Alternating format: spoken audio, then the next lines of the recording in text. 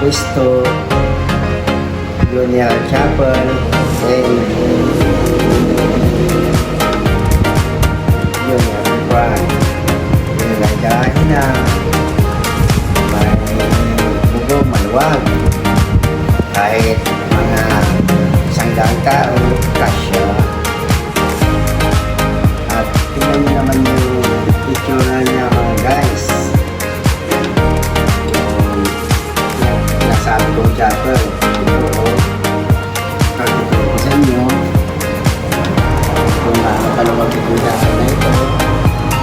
Yung chapel na ito, dito sa loob pala, yung upuan, kasya na ang 13 tao dito sa loob pala, sobra pa.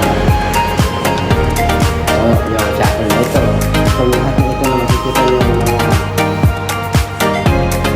coffee, baon, at yan, pag-chapel kayo dito,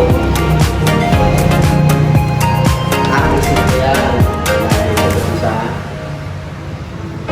likod, doon sa pwesto ko, yung mga ating pwesto. So, yung mga coffee namin, tingnan nyo, mga guys. Hindi ko sinasabi yung magaganda, pero paano na kayo tumingin kung maganda na talaga. Ayan. Kasi dati ito, tinatakpan ko lang yung usapan kasi wala pa akong napagawang displayhan at syempre, ito ngayon na wala na silang mga puno. Medyo marami kung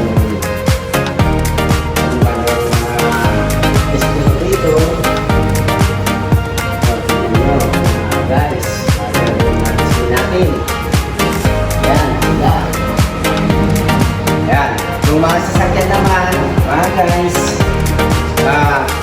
Kalinson, papakita ko sa inyo lahat ng mga sasakyan ko. Hindi lang basta pwesto, pati mga sasakyan, papakita ko sa inyo, pati mga karwahe, na hindi tayo naman nakuhuli. Basta importante, magsisindi tayo ng mga tapat sa customer natin para wala silang masabi. Mga sasakyan natin, karwahe natin, hindi naman nahuli sa panahon. Ibig sabihin, ganito pa, hindi pa ganito pa.